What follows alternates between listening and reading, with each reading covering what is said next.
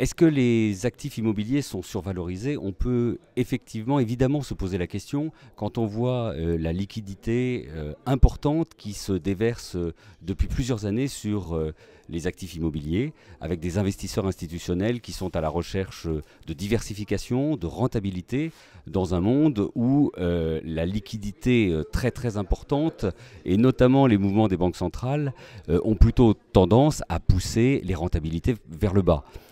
On voit bien que les obligations ont une rentabilité très faible et bien évidemment, le couple rendement-risque de l'immobilier apparaît très attractif pour les investisseurs.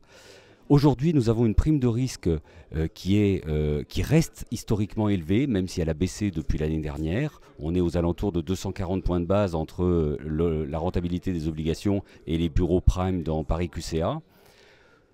On peut se dire aujourd'hui donc que cette prime de risque signe la relativement bonne valorisation des actifs. Et je dirais que la question qu'on peut plus se poser, c'est est-ce que aujourd'hui il n'y a pas une question à se poser sur le fait que l'écart de rentabilité entre les actifs prime et les actifs secondaires est en train de se réduire.